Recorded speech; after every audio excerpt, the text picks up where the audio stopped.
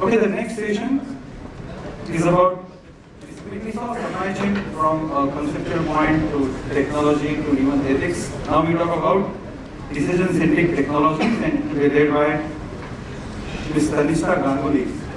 I pronounced her name correct? Tannistha, right?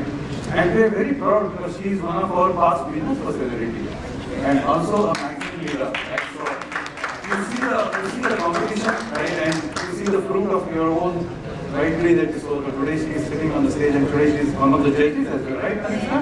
You are one of the judges. So this is how the transformation happens in leadership. She is a senior manager with 16 years of experience in global FMCG and CPG commodities.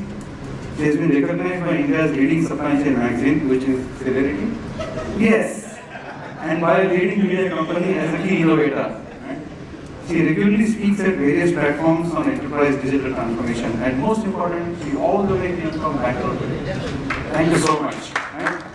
And your panel is Umesh, Madhyan, where is he? He's not coming, so sad. Anand Sharma, Transportation and Technology, Mondelez. Yes, Anand was there today. Irfan, Mulla, Head Supply, Allcargo. Thank you so much. Arnab, Banerjee, our own guy, Micron Technology, Arnab. Nice to see you on the stage. Mohammed, Arafat hands up at Intugine. Give a big round of applause because he's one of the council. Thank you so much. And then, this is a tongue twister. Vaideeswaran, Sethuraman. I hope I did a good job. And I'm so sorry from the name, I thought it would be a different gender, but Vaideeswaran Sethuraman, founder at. Thank you so much. All right. Tannistha, you have 15 minutes starting now, including introductions, question and answer, everything. All the best to you.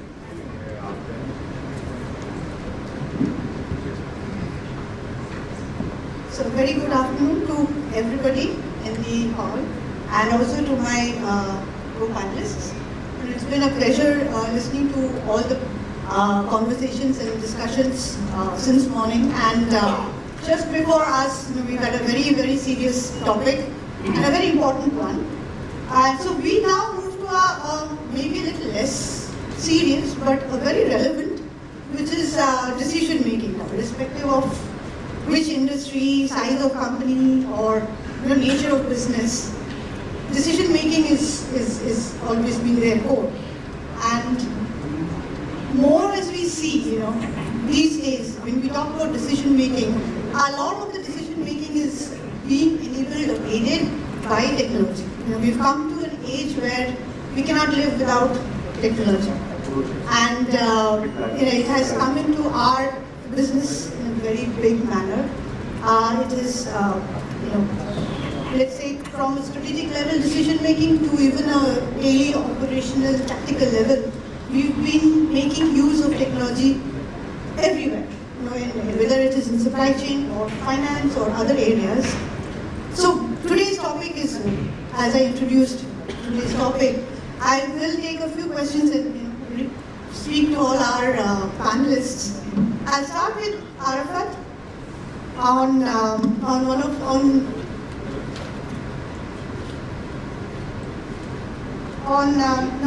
to ask you the first question, starting our panel discussion today. I would request you to please start with an introduction of yourself and then take the question. So the first question I wanted to ask is, give us some of the examples of decision-centric technologies that are being used today, right? In the context of supply chain. And you've been working with many of your clients.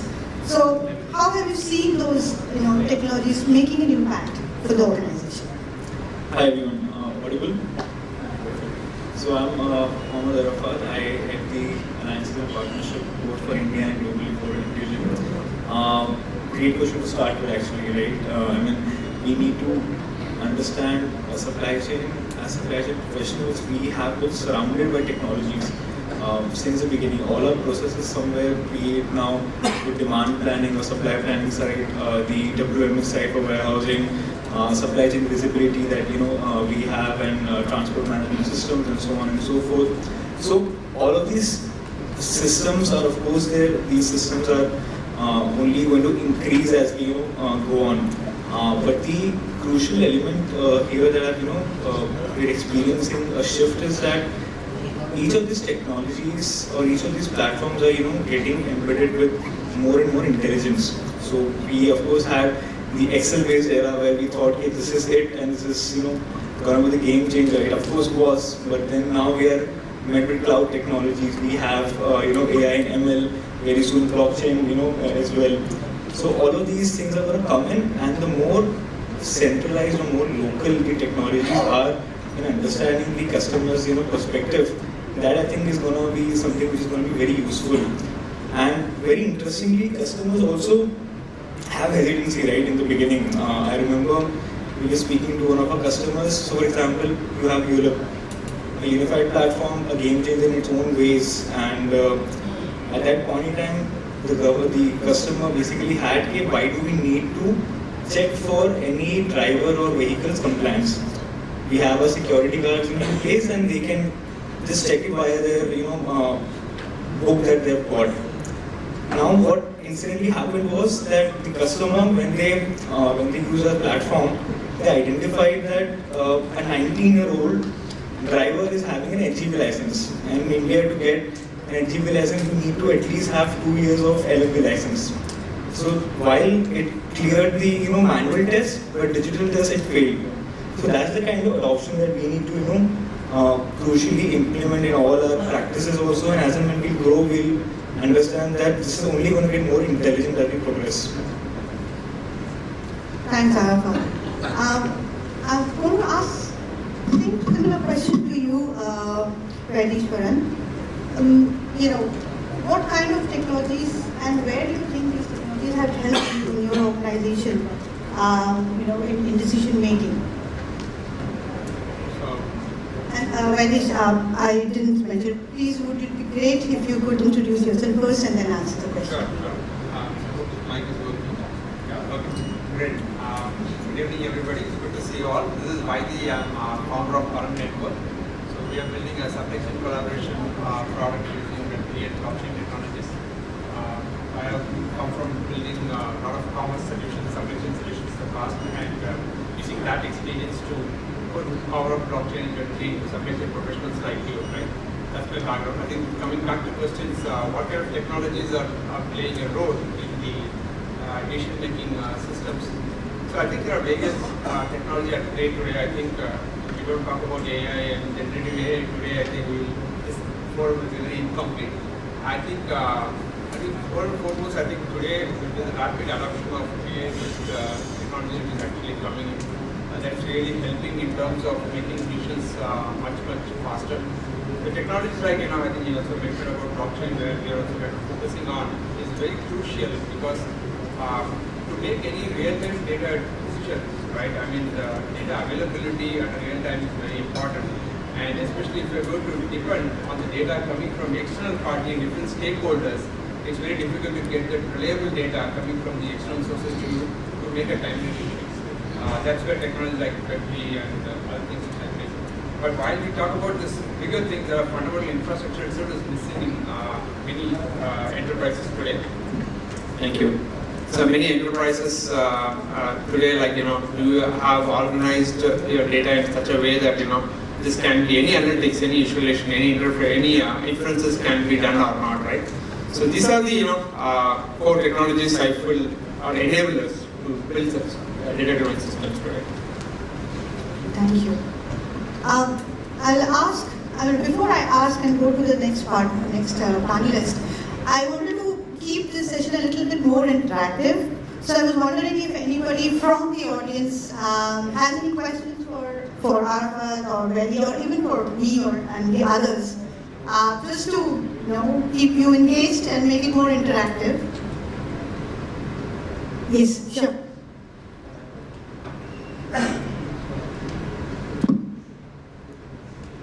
So, we're talking decision-centric, and I think you mentioned generative AI.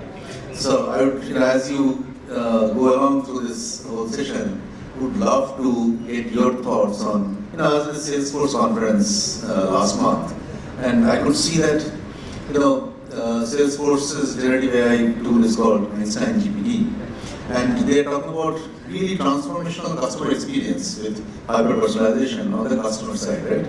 So, if you have come across such strong use cases for generative AI, for either improving efficiency or improving effectiveness in terms of, better aligning supply chain, would love to hear from you on that. Yes. Would you like to go or? Yeah, I can try. So, first of all, I'm Arnab Banerjee. I work for Micron Technology. I'm the director for supply chain for the smart manufacturing and AI group.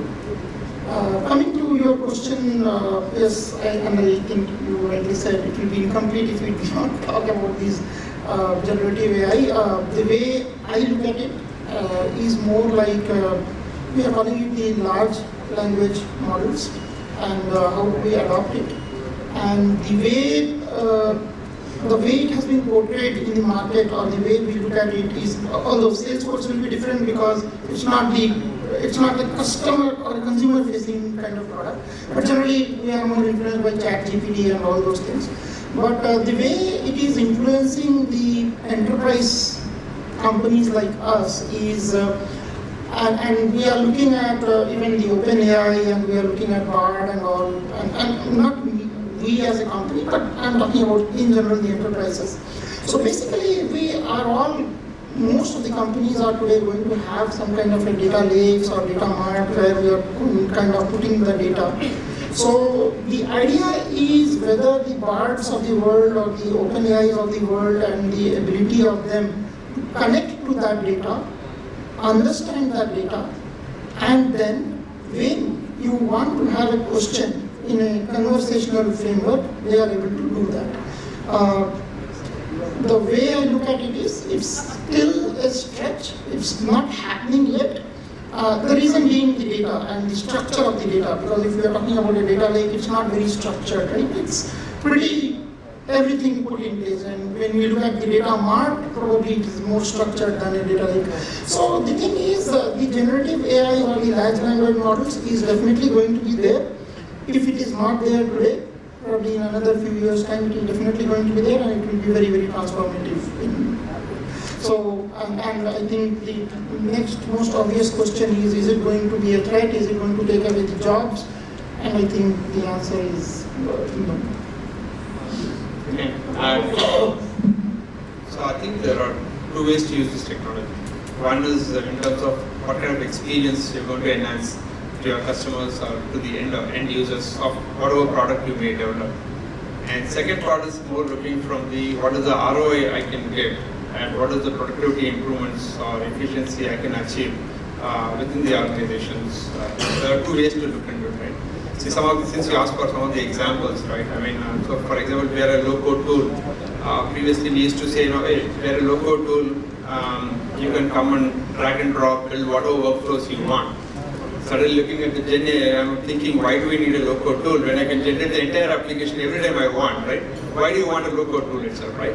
But still, the building blocks really helps in terms of AI. So what we are trying to do is, you come and give a problem statement. I want to actually start with an export-import tracker, right? For import tracker, but my steps involves through C routes, and these are the people involved and all this. It actually throws you different kinds of standard workflows that can be given to you, right?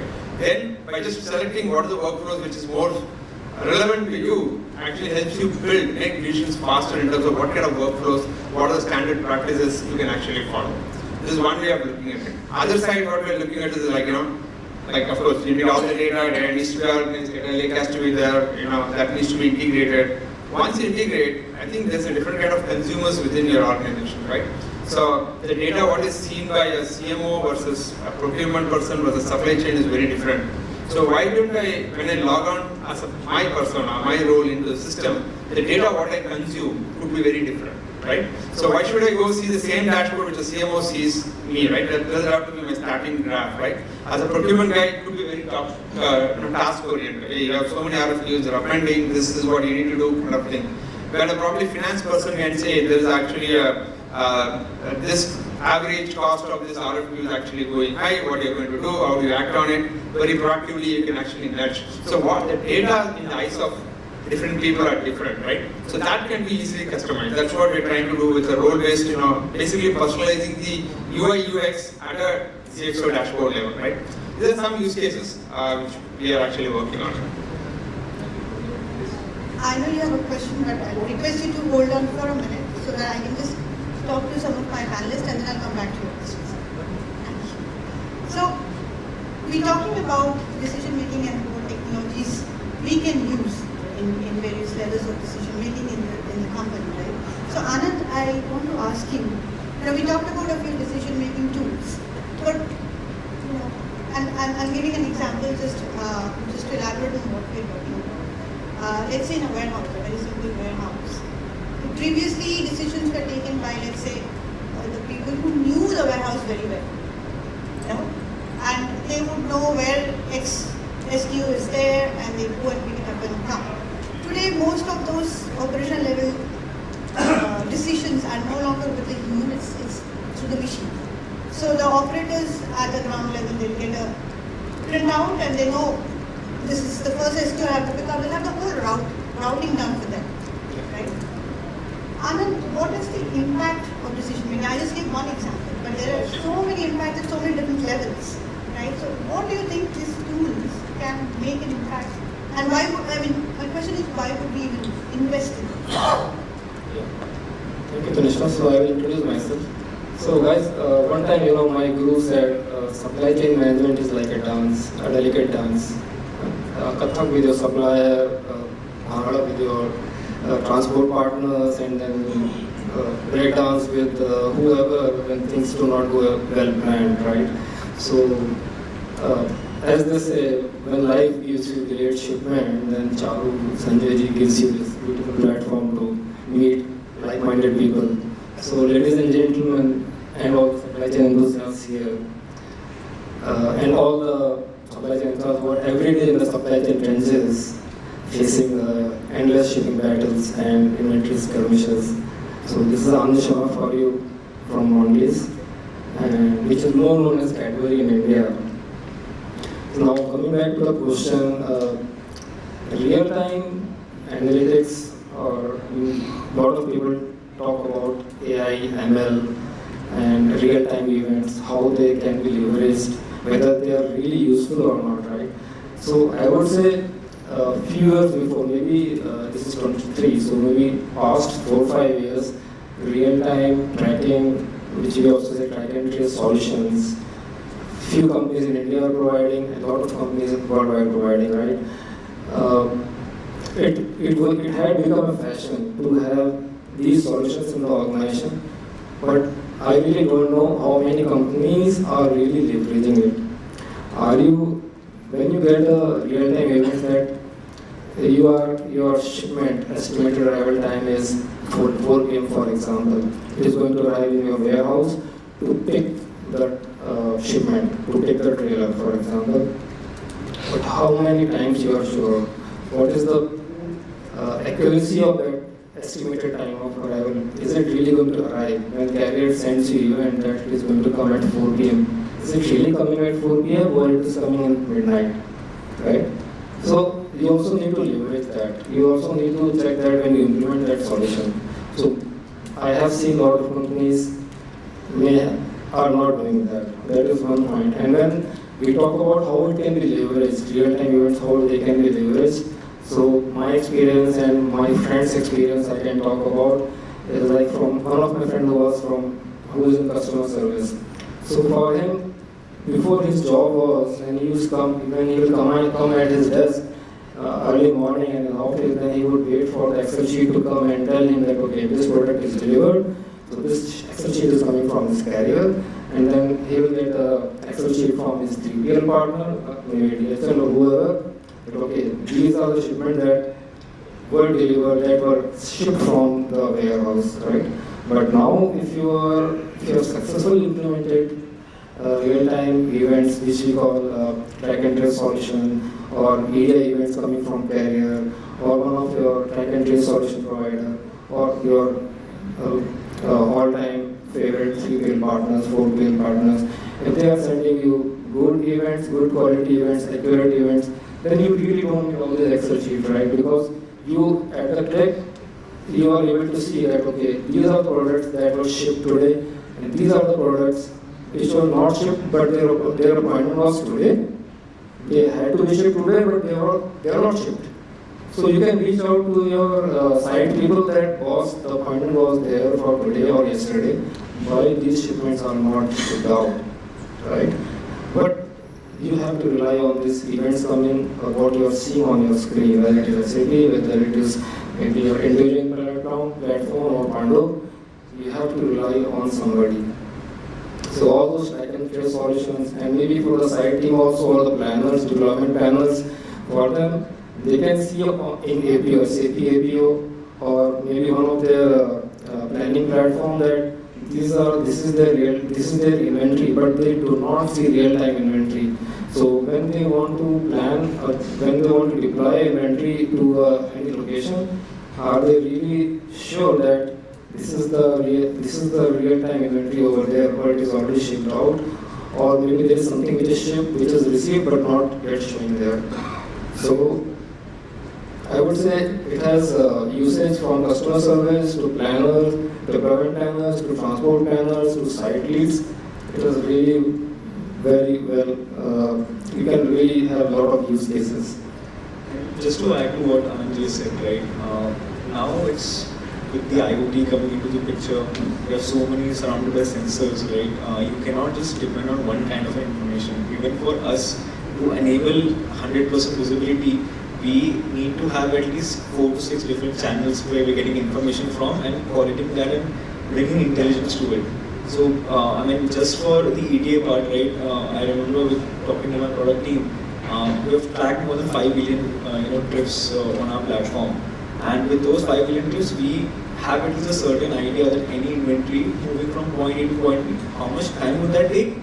And accordingly, what are the different parameters to it? Because you have to contextualize it as per Indian standards.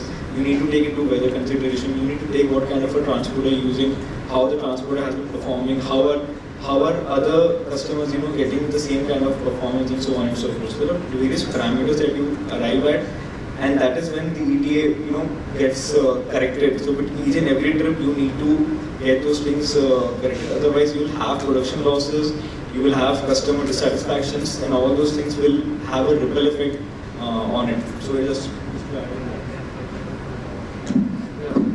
So also even for we can leverage real-time analytics, real-time solutions using some applications which we can integrate with our ERP application, for example WMS or transport management solution, scheduling solution, which is a lot of time people call it appointment managers, and also yard management. So we are able to integrate end to end. You will really deliver good productivity to the organization.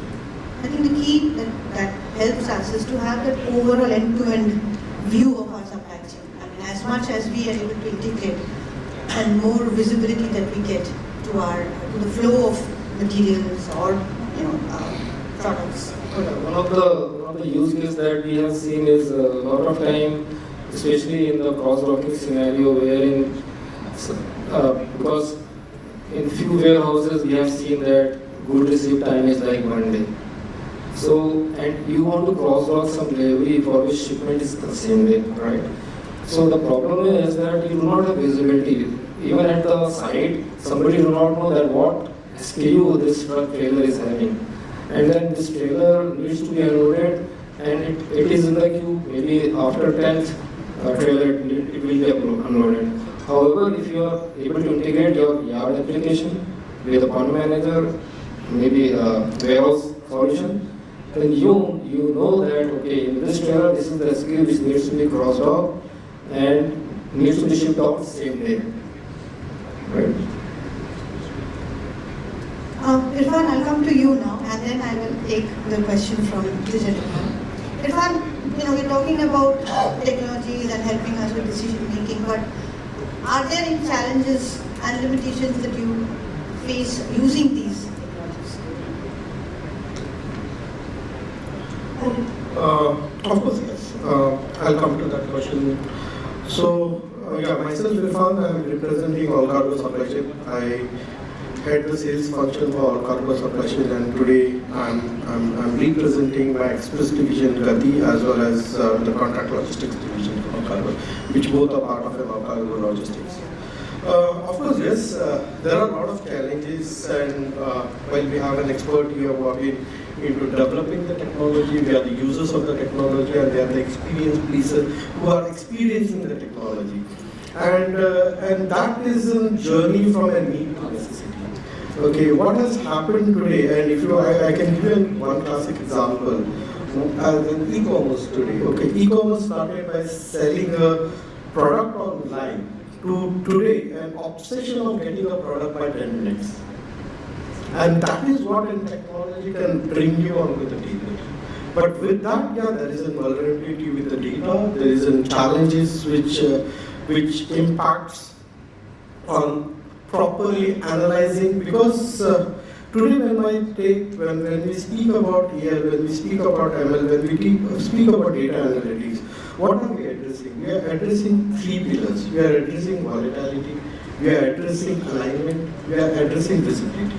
So today there is an anxiety within demand plan on volatility which will happen to the business if they integrate too many things together. Today there is an alignment required by many cross-functional teams to come to the same table to use this technology for better efficiency and better effectiveness. And of course, like what Anand spoke about, bringing what brings to the visibility on front of that. And unless this is being addressed to the singular platform, the challenges will be always there. The challenges will be there where two different departments, today I can see that, okay, one of my arm is a leading player in Indian Express division. But may not be many customers are using us as a PPL partner where I'm being an express partner to them. Then there is then the integration part, bringing efficiency, bringing effectiveness, bringing many tangible and intangible benefit. For me, itself becomes a challenge, because then we need to understand we are in cost center. Okay, so that's the baseline of supply chain, right? And being in cost center, then what bigger challenge is then how do I invest in a three different technology to integrate for one solution? I hear this question a lot from my business counterparts. So I would like to add, as Irfan, you rightly said, data is a problem, and I think it is well known, we are all aware of it. From my experience, what I would like to add here is the use case. So for these kind of technologies to be adopted, it should be solving a business problem. From my experience, what I see is we spend less time in trying to understand the use case and trying to understand the problem. It's more like we try to jump into a problem. We come across a problem. We jump into a solution without analyzing that, okay, if this is the problem, probably it needs to be thought about more. And probably when you thought about more, when you deliberate on the problem more, probably you will come across there is not one problem, but there is 5 problems. And that, in my experience, we do not do. And it's company agnostic. I find it everywhere. Second is, we spend a lot of time in modeling of the solution and testing of the solution and all those things. We all are very good at it. But, and especially applicable for global companies, I do not find the socializing of that solution. It becomes a solution, it is in a certain pocket, it has solved a certain problem, and that's it. So, in my thought process, data, the problem or the use case, and third is the socializing the solution. These are the 3 I feel is the challenge. If I can add 2 points here. Like if I want to implement a solution for my organization or for my company, right? I want to give the experience what my mother would want to have. My mother is not computer she cannot use computer. So I want to go to that level and give the user that easy experience of technology. So a lot of time I have seen, and maybe many of us here may have seen that you will implement the best technology, you will provide the best data integrity into your application, but adoption is not there. Why? Because user experience is poor. So that is why adoption fails in the organization. Change management is not so nice. And one example, good example I can bring here is the integration of systems between a 3PL partner and maybe your carriers, right? So your 3PL partner is sending you an event wherein 3PL is telling that good issue has happened. However, carrier is sending that it has departed. So same event, but the meaning is different. And how you are interpreting it, it is also different. Right? So who to believe? So when you are integrating these messages coming, what 3PL is telling you whether good issue has happened or your truck has departed from your warehouse, who to believe? Whether you have to believe carrier because carrier is telling that he has gone out, or you have to believe your warehouse partner who is telling that no, I have done the good issue, truck is still in the organization, still in the yard, still in the warehouse, and now truck is at the same time carrier is telling that the warehouse people has delayed loading, so he is going to charge you detention, he is going to charge demurrage, right? So now my freight pay partner who got the invoice from the carrier, how he is going to come to the decision who to believe, whether he has to believe carrier, whether he has to believe the warehouse person. Now one way of doing it is real-time events, right? So when you develop these integrations from warehouse, from 3PL, from your track and trace solution, then you have to put some mechanics in your application wherein you, looking at the history, looking at the data, you can have some intelligence built in your system to take some decision. I have a funny answer to that question. So when such a situation happens, several times it's the IT to be blamed and the B to take it.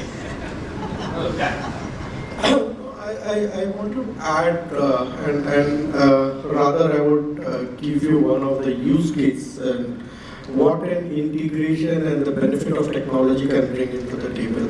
So recently we have experienced one of the problem statement where most of the deliveries are happening within the city through an ETL, which is a part truck road, and there was a lot of push, there was a lot of hesitance to change that mode of transport because end of the day no customer wants to have a bad experience to their end customer, to their user.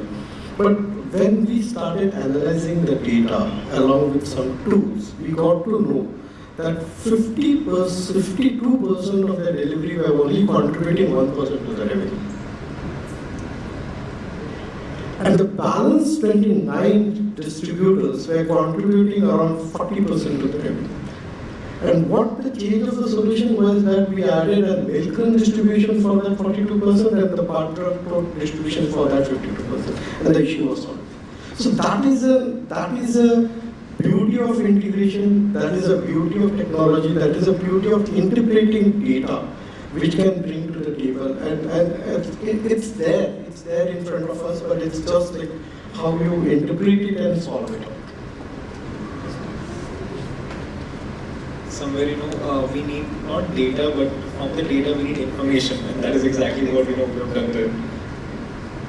I think just to add to that, this question actually fundamentally challenges why we are existing, right? So one is, of course, as rightly said, I'm just going to bulletize. Many people have spoken on this. Bulletize, are you solving the business problem? That's definitely the first question to answer. Second thing is, what is the quality of data and timeliness of data which you can actually receive, right? I mean, you have a right data exchange platform. Third is, of course, you have an infrastructure, IT capabilities, and all of this. So that becomes a big challenge for adapting such data-driven decisions. And fourth is, it's actually a change management. A lot of people have been doing certain ways, certain decision making. Are they really ready to adapt and ready to move into the data-driven decision kind of mechanism? If you have solved all of this, the last one becomes, you have so assembled the data so nicely. Is your data secure? It is breach free from the breaches? Is it somebody is going to take all this data and run away, right? So all these are the fundamental principles at which we designed our low-code tool with data security highly in place kind of a thing. So it's a very relevant question, so I thought I'll add bullets. Absolutely. I know you were waiting for the question.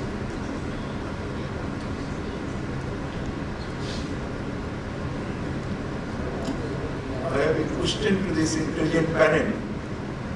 Demand forecasting and its accuracy to a great extent determines the effectiveness of supply chain. And demand forecasting requires a lot of things. It will be the national demand, locational demand, depending upon internal data, competitor data and all that. What sort of technologies and techniques will be efficient to do this? I am sure all of our industries, irrespective of whether it is FMCG, food, pharma, engineering, everywhere, demand forecasting is a major requirement and it determines the effectiveness of supply chain. If you can throw some light on this, it will be welcome. I can give it a try. So, first of all, I would say, sir, forecast means it is going to be wrong. Okay, so we have to agree to that. So we are forecasting and we are guessing. Okay. So, but you are right. It's a pertinent problem. It has been a problem for last probably 50 years, and I'm very sure it is going to be there by the time I retire. But the point is, what tools or technologies we can use or what we have. So what I see in today's world, and I come from semiconductor, so it is very notorious in its demand. It sometimes goes through the roof, and sometimes it's a big downturn, and no one can predict it. So the way I look at this problem is we have data, we have past data, and now every company has it.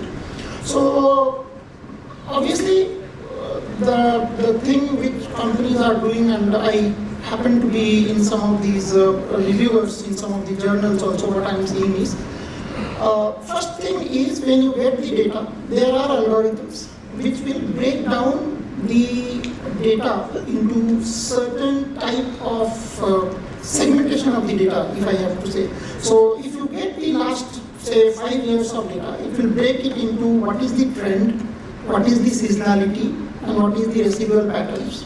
Okay, that is first thing. And then on top of that, they will put what we call it as the, they will put the normal machine learning algorithms into it, the well-known techniques of starting with the exponential smoothing and then going into the SVM and then KNN networks and all those things. And then further it is getting into what we call it today as the deep learning techniques. And some of the papers which I have seen and what I see companies are adopting, and I was in discussion with one of my colleagues, and what they have done is into CV manufacturing, what they have done is they have done some LSTM kind of techniques, which is long short-term memory. That's the kind of techniques. So it's more like machine learning. So first is an algorithm which will break down the data, and now you have the patterns. There is a seasonality, there is a trend, there is a residual, and then on those you put the machine learning, and then on top of that you put the various kind of deep learning techniques, and then what forecast you get, the MAP and all those things are much better than normal ARIMA or SVM and things like that. Yes. Yeah, so the deep learning technique which I am saying, it is having the ability where you can put in the other additional factors. So, and I think Mondelez and Unilever of the world can talk about it. They also consider, and I am not aware, but I am aware, but I am not practicing it, but they can confirm it.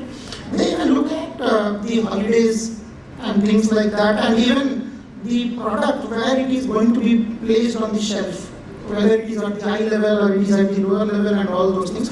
So these are all, and in case of e-commerce and all those things, they are even getting the feedback of the reviews, because that is kind of helping the demand shaping kind of things. So yes, all these things are coming into picture. Is every company adopting it? The answer is no, because the kind of tools, technologies and the expertise we need is different, it varies. But yeah, these are the areas I would say.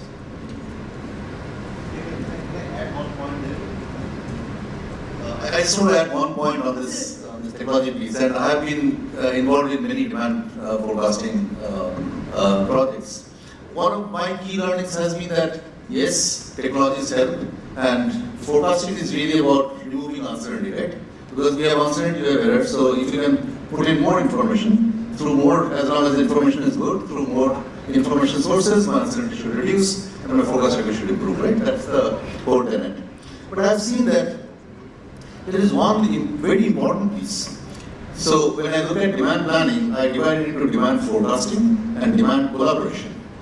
From that forecast that you have generated, socializing the forecast amongst the demand owners, sales, marketing, channel distributors, and then socializing with the supply chain, the classic demand collaboration, I've seen improvement more through socializing and collaboration than through better technology implementations.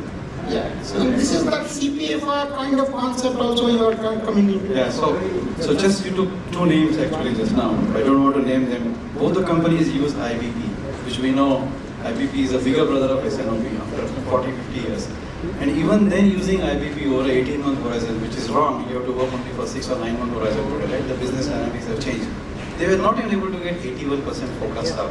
And then they, via a UK company, started a project where I became a contractual employee for UK company for 6 months, and we realized that the element that Dr. talked was the most critical element. They were just taking the machine learning forecast, putting into the system, uploading and working out demand supply plan. We said no, the person who does demand supply, who understands the business into territorial sectors, would go to individual sales manager, socialize it within 3-4 days or a week, input back into system, recorrect it from a demand forecast to demand generation, and then get it into a manufacturing system. That took it from 81 to 87% within just like a 3 weeks period. So it is an absolutely important element that while the machines are there, languages are there, you need super talented human beings to manage those. It's like running a F-16. You need great pilots to do that. It's a great machine, but you can drop down to one also. Thank you. Yes, sir. So what the collaboration part you mentioned very much. I think this very great. I think this collaboration part is where the Web3 world is already talking about it, right? How do you bring transparency among your supply chain and kind of see how do you make sure each one is benefited? Like for example, I'm an enterprise. If I get so my supplier's inventory in a real time, so that I can do a better planning. So what is it for supplier to actually show the transparency to you, right?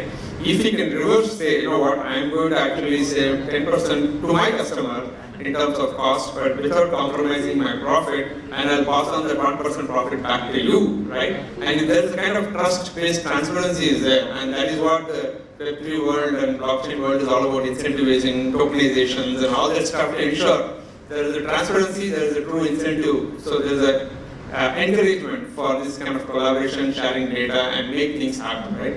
I hope yes, right.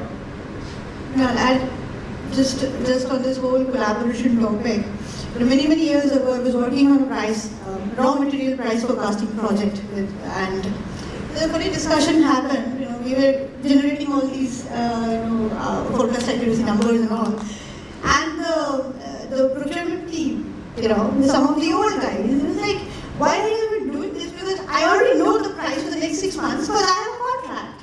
A valid contract takes 6 months. Why are you even trying to forecast prices for these raw materials when there's an existing price? I mean, just add the number. So, it's a very valid point that, there's a number from the software, but there's also the people who are working in a group. It has to be a team collaboration. And, just to wrap up the whole discussion, decision making is never done in silos, not today. Maybe it was 50 years ago, but today in silos is impossible. I'm sure most of us are not doing it. We are in some way or the other collaborating. Whether we are using softwares or advanced technologies, in the coming years there will be even more and more development in technologies, but we balance it out with our team collaborations as well as with the technologies that we have. Irfan, yes. Yeah, absolutely. You have nailed it out. And one more thing which I would like to add it upon, today, and where you also spoke about it, transparency, and what will be in the transparency with this collaboration and integration is that the standardization of the process. One of the biggest finding, which even I have seen in my hardcore retail operation career of around 18 years now, is that we do have to have a lot of integration with the standardization of the process, which will help most of the companies to plan better, design better, and think about the future, what is coming to you. Today, if you see that my warehouse which is operating in Delhi may have a different productivity than my warehouse operating in Bangalore. My person who is running my show may demand a 6 feet height of a slotted angle rack in Northeast, but same thing may also operate within 7 feet height in Mumbai. So these are the challenges which I think now with the use of technology, with the use of optimization, with the use of standardization, will give you a lot of visibility, a lot of transparency for the organization to plan better. The challenges what Anand also spoke about, why we integrate, why there is no seamless UI, which talks the same language, so that the person who is sitting should not कि मेरा truck कहाँ है, मेरा product कहाँ है, मेरा SKU कहाँ है, मेरे damages कहाँ है, मेरे काम क्यों नहीं हो रहा. These are the common terms which all we speak on a day-to-day basis. Absolutely. So one benefit I can think from whole organization perspective, right? So when you provide one single platform using real-time analytics, real-time events, right, which can help you take improved decision making, right? That will happen with all these events. It will bring all the functions of the organization to common metrics and KPIs. So currently what might be happening, like the customer service might be just looking at service level. At the warehouse, they might just be looking at CFR levels. Transport planner might just be looking at VFR. If everybody will come together, they will come to common delivery of CFR, service level, vehicle fill rate, which will allow you to have good sales with less cost. And I think it's also important to notice that the way we, understand the buyer's process has also now changed. The way you evaluate technology will also evolve. As we said, standardization is going to happen. That evaluation process will also change, and once you have KPIs in set, at least 60% of your problem is solved. You know what you expect from the technology. The rest 40%, the technology will tell you this is where you need to work on. So I think that's a collaborative process both between the technology and the user that needs to be somewhere matched. 4 minutes, so Yeah. I will open the floor after. Sure. Just to summarize, right? I think till yesterday we were doing data-driven decisions, right? Today we are not even given an opportunity to take a decisions. Today decisions are going to take decisions from tomorrow onwards, right? We've got 4 minutes only, so there's one question.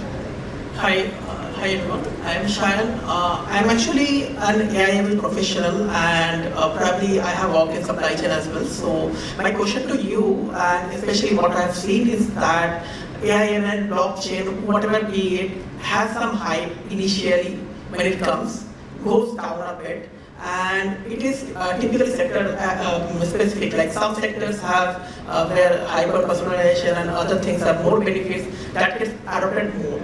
Now, I got a point from the panelists that supply chain has always been a cost center. In that case, how do you justify the ROI for the technologies we are going to implement? I'll take that first. So one of the things Mahindra says, right, whatever you invest in technology, it will either help you make money or help you save money. So that is how first you should look at it. The second thing is, in terms of the ROI part, right, there are various factors of course you take into consideration, but three major parameters that you take is of course the manpower efficiency part. How well is your manpower getting utilized? That would be the first factor. The second factor would be around the operational efficiency. You observe that okay, in the entire operation that I have, with this technology, what is the efficiency improvement? And of course, you need to have a base level parameter for that to know what's the baseline and what the improvement percentage will be. The third is an intangible one, but what is the impact on my customer? Is there a customer delight factor that gets affected with the inclusion of technology? So these would be some of the parameters. Others panelists would have some view on that. So I can, I'll add, and I'm just going to add something funny. Sometimes, you will get a new technology if you can convince the person who has the budget.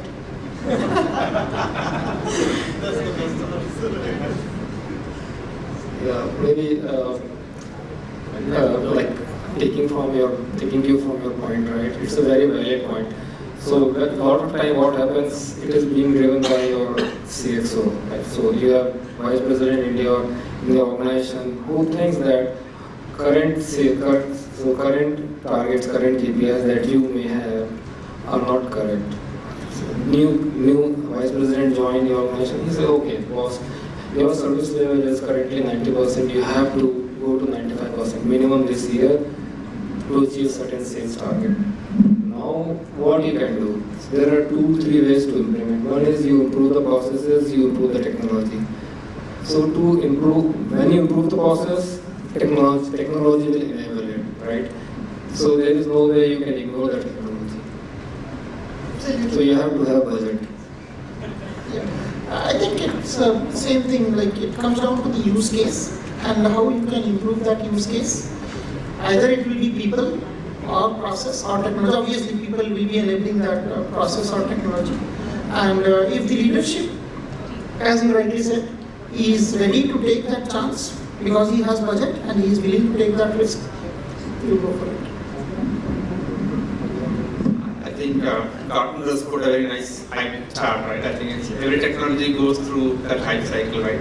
Every hype actually gives you an opportunity for someone to monetize. It could be a technology inventor, or it could be service provider, or it could be the end enterprise itself. There's always an early adopter. Again, there are theories on who is going to be early adopters, who is going to be laggards, right? So people who have appetite for these new technologies can make best use of it. I think most of these technologies are real, right? I mean, it will have to evolve and go through certain maturity level. Once you adapt a technology during life cycle, you should be open-minded to pivot and evolve. Otherwise, you again will be left behind. So, okay, there was a great Bitcoin, you will stuck with Bitcoin and you are lost actually today, right? You have to see what is the evolution and how to catch up with today's NFTs organizations to enterprise use cases, basically.